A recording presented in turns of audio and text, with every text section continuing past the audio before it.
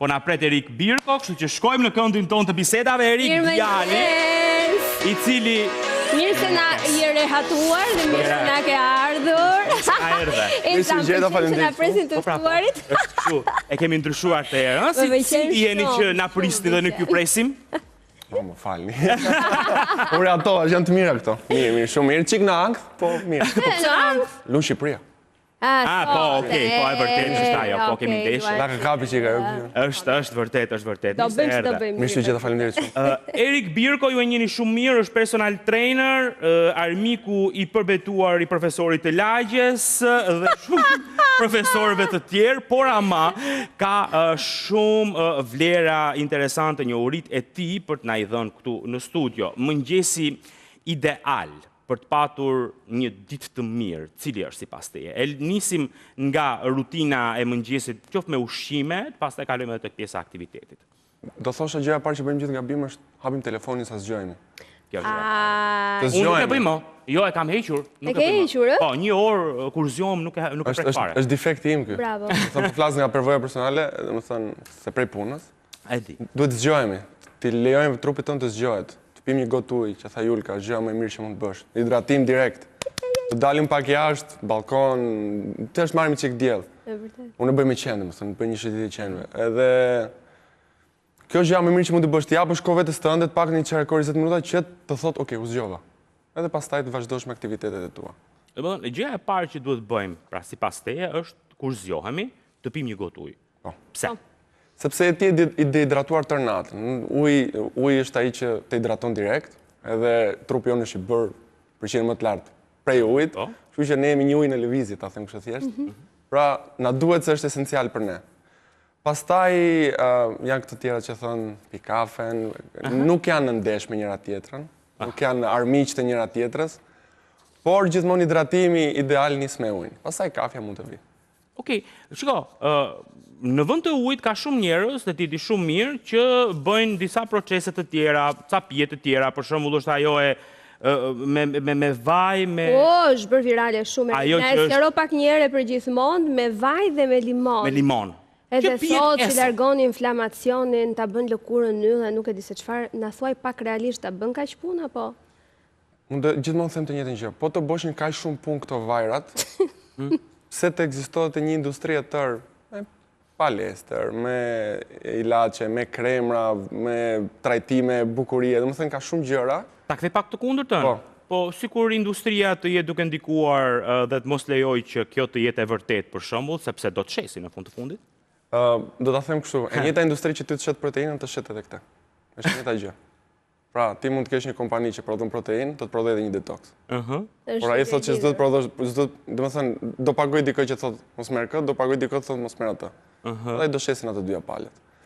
Kurse në përvojën time personale, këta persona që quhen influencerë, që veten time duhet ta nxjerr sa më jashtë, sado që kam ndjekës. Gabimi është që ti ke një following shumë të madh që të ndjek. Ti pavarësisht se thuash rutinë apo jo, më bën apo s'më bën mirë, më dobëson apo jo, ti po tregon procesin tënd ditor në internet. Në ato 6.500, 300.000 veta që të ndjekin, 10.000 do e kapin si mesazh që unë duhet bëj këtë stilitese që të bëjmë si ty. Po mirë. Edhe ku është problemi? Ku është problemi? Jo, sepse për shembull vaj në mëngjes, i kombinuar me limon, limoni është acid. Po. Limoni në stomak shkon në një ambient akoma më acid. Pra ty, nëse je person që ka gastrit, si puna ime, gastrit kronik, do të bëj refluks.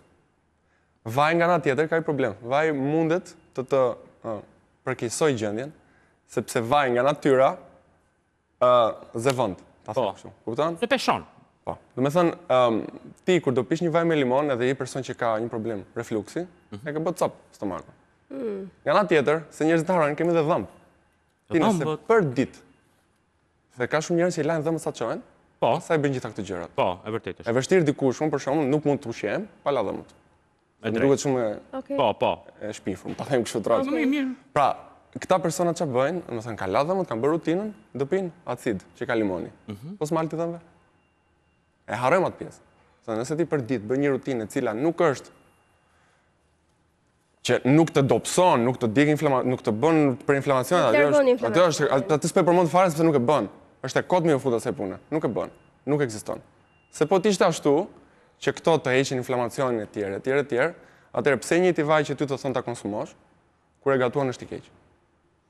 Sepse nxehet, sepse digjet. Jo? Jo, sepse ata thonë mos jete sallata shumë atë vaj. Okej. Po, të shotët ka më tepër se sa një lugë. Ti tani ke një shot, je i person që do të dëpsohet. Po. Them shumë qetë, pra. Po. Zakonisht marr kot. Je i person që Është e pamundur të marrësh kot në shtëpinë tonë me paqe. A ti e di? je i person për shkakun që do të dëpsohesh. Po. Ti tani do të nisësh ditën tënde by default me 100 plus kalori. Okej. Pa ushqim. Sepse një lugë vaj ka 100-120 kalori. Një lugë vaj. Por nuk ka volum, nuk të ngop. Po. Pra ti do hedhësh me shotit, ka njerëz që musin shotin të vogël, por e çojnë dhe max, dhe max out. Mund të jetë 200 kalori, mund me hamendje. Po. Pra ti do pish atë, pastaj do konsumosh dhe një ushqim, një sheqer, diçka, direkt pa 20 dita, je me 400 kalori ekstra në organizëm 500. Edhe tani do pretendoj të bjerë nga pesha. Po si do ndodh kjo? Kur ai shoti ty të pretendon që do bish nga pesha. Kupton? Është paradoks. Bëj këtë që të dopsohesh. Po mbas e ecën për të shkuar në punë e djeg. Ja, mendon se ka shumë kalori dik duke ecur në shtëpi punë. Me thënë të drejtën, për 200 kalori më të shpirtin në varet se ku e ke punën. Po pra. Tani këtu ku e kemi ne, po të nisemi nga shtëpitona, djegem shumë më shumë se sa 200 kalori, për këtë ti je i bindur. Jo, kjo është e vërtet, po të vim në kam. Eksakt. Unë gjithmonë them, nëse ti je një person që bën një rutinë për veten tënde, bëj për veten tënde, s'ka nevojë ta ekspozosh jashtë sigurisht në kryllibër, sepse nuk është.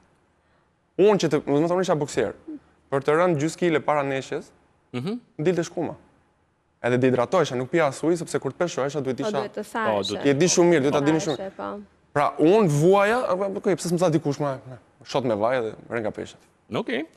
Gjithsesi, unë mendoj që kjo është individuale. Megjithatë unë kam dëshirë të shoh gjithmonë këmbvështrime të ndryshme, këmbvështrime interesante.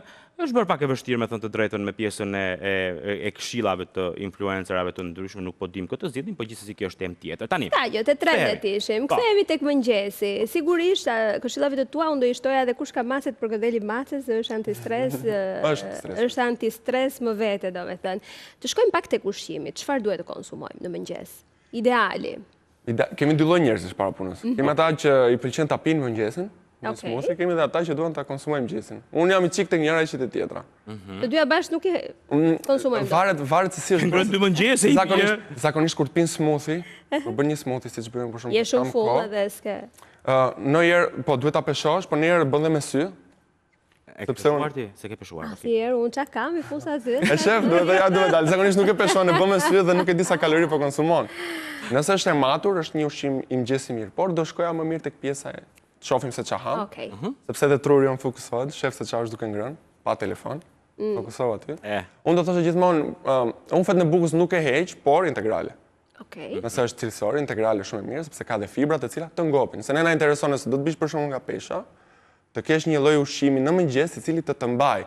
Jo të ketë luhati energji që për shembull të bën një ushqim me sheqer. Për shembull një brioche. Brioche të bën një boost energjik, pastaj në 2 orësh, ke i kputur s'ke uri sepse të duhet prapë energji.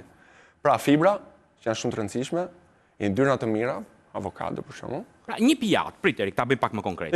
Një pjatë mëngjesi, çfarë duhet mbaj? Domethënë duhet avokado, veza, se kjo është standardja që thuhet. Ja, të them për shembull, unë si e kam mëngjesin tim, që është fundjava është mëngjesi im perfekt. Do thonë unë, okay, edhe prej se duhet të ndajmë në trup, unë kam 4 vezë. Por do thosha 2 vezësh mirë, 2 me 3 vezësh mirë. Edhe me të bardhën dhe me të verdhën? Bësh 2 të bardha, 3 të bardha, 1 të verdhë, domethënë aty e kombinon në bazë të çfarë ti duhet të ushqesh. Unë kam të plota. Pra ne po flas vetëm në mënyrë individuale. 4. Unë bëj 2 feta integrale, po se unë me 3500 kalori në ditë, për mbajtje. Vezët e zira apo të skuqura të lutem? Unë i bëj zira. Unë i bëj zira sepse më shijojnë më tepër, janë më të shpejta për mendimin tim por të konsumuar, kurse kur bëhen aty në Tiranë vaj ma shpife skuqura kështu. Nuk e kam bezdi që fluturon vaj gjithandaj. Je shumë healthy ti, po më thuaj mua të skuqura me gjallë, po nuk ma shpif fare. Nuk thashë se konsumoj për qef, por ma shpif fare Alban, po fare. Po hiqas mua, me thënë të drejtën. Aha. Jo, është individuale. Është individuale. Mu për shembull pëlqen buka thekur me vaj sipër, pak vaj për shije. Po shumë mirë. Edhe një frigan. Që e ke dhaq kundër vajt ti? Jo, nuk thash jam kundër. Thash në Tiranë nuk më pëlqen me vezë më tepër. Preferoj zime. Kështu që bukë thekur, bëj 2 bukë thekura me integrale, 4 vezë që haj unë, djathë bardhë ose kos, varet se me çaj kombinoj, Po.